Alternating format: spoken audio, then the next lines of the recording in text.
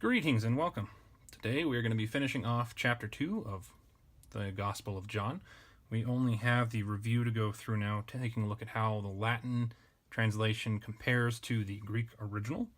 Let's go ahead and get started.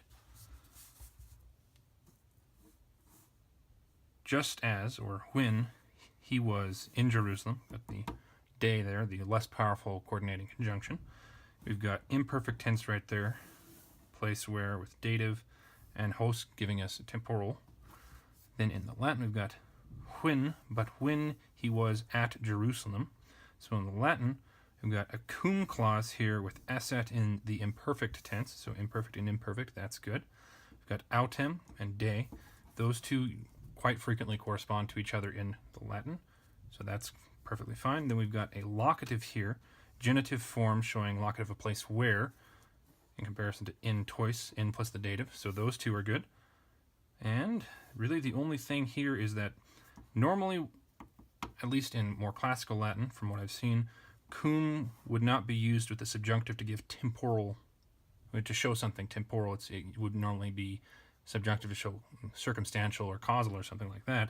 So I would expect to find an indicative verb here rather than a subjunctive, but sometimes it does happen, as it appears to have happened right here, so that's not a big issue. Moving on, in the Passover, in the festival, many trusted or believed in the aorist tense. In the Passover, in the festival day, many believed, and then we've got diderunt.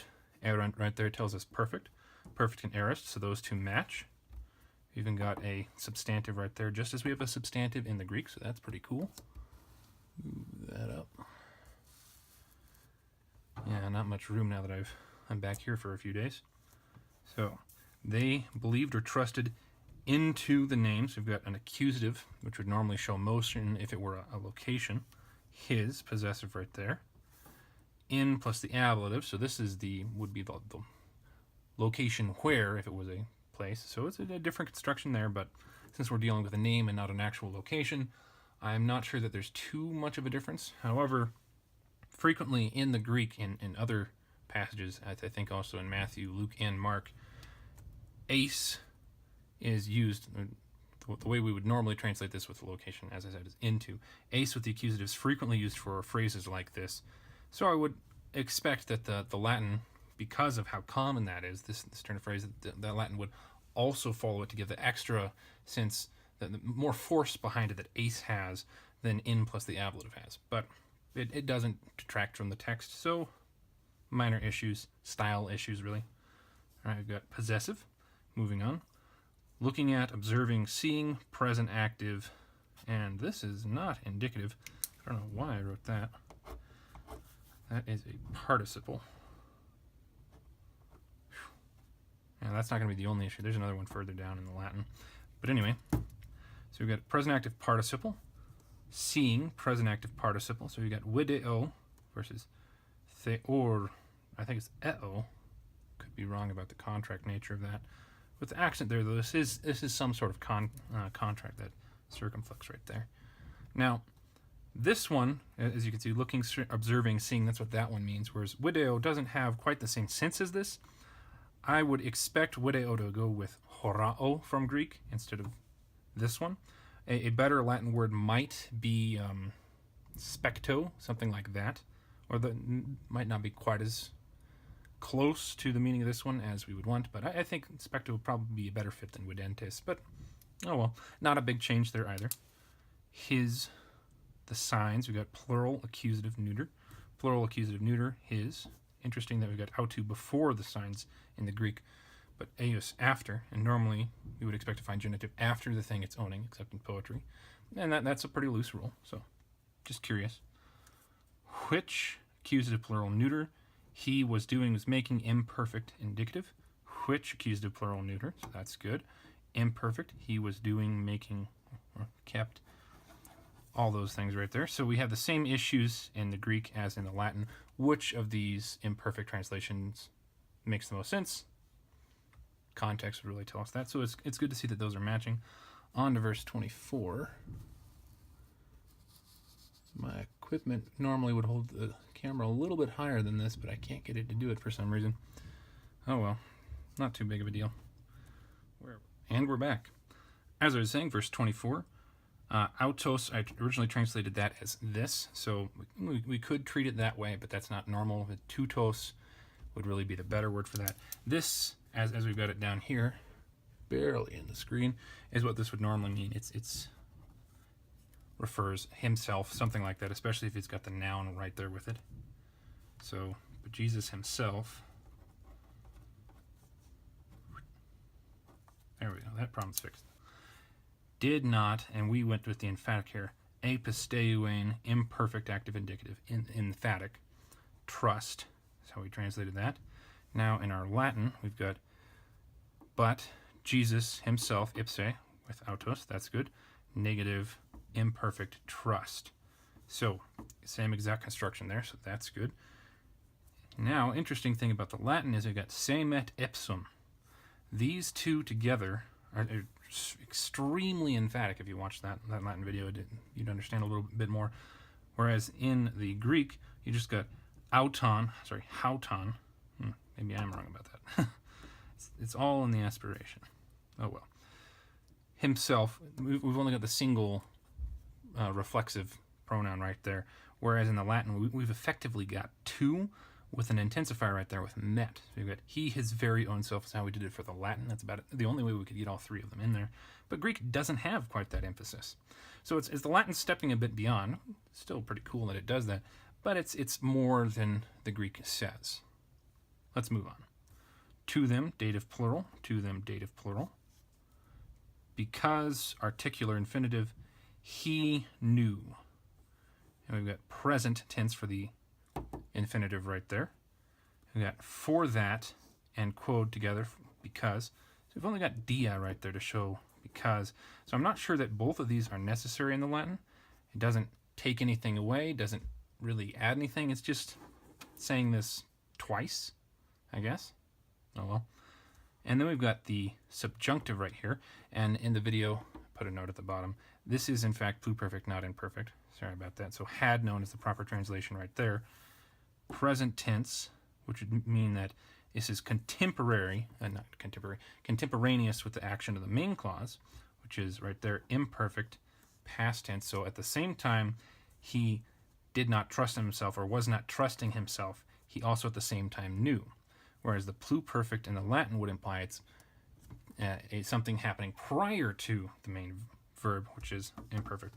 So he did not or was not trusting his very own self to them because he had known prior to the not trusting. So this is actually changing what the text is saying. It's saying that Jesus knew all of this before he didn't trust. Whereas this one is saying he knew all of this at the same time as him not trusting. And that could mean that he did not trust them from the moment that humanity existed, or the moment that humanity fell, and that would make perfect sense.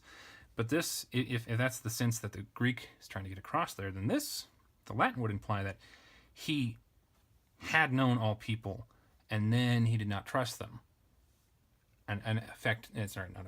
A action after knowing them. And then that would probably imply had known what was in man prior to the fall. So theologically, I don't know if this tense right there does damage to what's being taught. I wouldn't think so. It's just a pretty easy fix. Present infinitive with the personal endings, that would make it fine. As for the grammar itself, this is perfectly okay. We've got a hypothetical, and then we've got a hypothetical here. Greek does it with a prepositional phrase requiring an infinitive, whereas Latin, this is, I think, an indirect question. So, nothing wrong with that. All people accusative plural, all people accusative plural. Verse 25. Make sure everything is in the screen. Only have to deal with this for a few days. Where were we? And that we're in because he did not need. Imperfect akan is a colloquialism from Greek. Negative. 25. And quia, hoti, so those two go together. Opus a non erat, this is a corresponding colloquialism from Latin with opus, the word for works, normally work, deed. And this one is just the word for need, plus have, work, plus was, a dative of possession. So those two, this is actually a sign of what I would think would be very high quality translation. You see that in the original language, they have a turn of phrase that is unique to them. And so you want to get the same sense in your own language, but if you directly translate that turn of phrase, it'll be confusing to the readers in your language. That they won't understand. Throw the baby out with the bathwater. That means something to English speakers that it does not mean to somebody who speaks something like Swahili. They wouldn't know anything about 17th century history or anything to back up that colloquialism. So instead we have the way that it is said in Latin in a way that makes sense to the Latin reader. So that's pretty good. Let's move on. That someone, witness, aorist, subjunctive. That, ut and hina, that's pretty good. Someone, quis and tis, those two work together. Prehiberet and testimonium. And I note now that, mark that as indicative for some reason. No, this is clearly subjunctive. We got the infinitive right there. Infinitive ending with a personal ending. So, imperfect versus aorist. So that is a slight issue there. Would make more sense as if we had the perfect subjunctive in that. So another tense issue there, tense issue there. But this is the way that Latin expresses this action right here. So that in itself is perfectly fine. Concerning the man, about man. So that's good. Visible? Barely visible. For gar, he himself knew. This is another imperfect tense, augmenting vowel right there. Epsilon knew as the ending. Sigma and kappa are still part of the stem, so we know it can't be aorist. Then we take a look up here. For anim with gar, that's good. Imperfect tense, knew. Good, good. What was in the man? Imperfect tense right there. Prepositional phrase. And then the interrogative pronoun right there. In the Latin, we've got quid, interrogative pronoun. Imperfect, I mislabeled it again. How did that happen? Must have been rushing through it. Sorry. Clearly subjunctive. Obviously subjunctive. How did I write that wrong? What might be in a man? Now the reason that this one is subjunctive here is because we've got another indirect question. The way that Latin handles indirect questions is it puts the verb into the subjunctive. Greek doesn't need to do that, though I think it will occasionally for whatever reason. So this clause and this clause, they match up. And there we go. We've taken a look at all of this paragraph, and it looks pretty good. Now, we went back and reviewed everything that we've done up to this point, and it's time for my completely made-up final ultimate grade for this chapter. For chapter 1, I don't remember what grade I gave it. That's pretty easy to look up, but probably B+, looking at the previous grades of all the different paragraphs there. For this chapter, we had verses 1 through 12, which did surprisingly well, and I gave that entire paragraph an A. For a good job, Latin did very well there.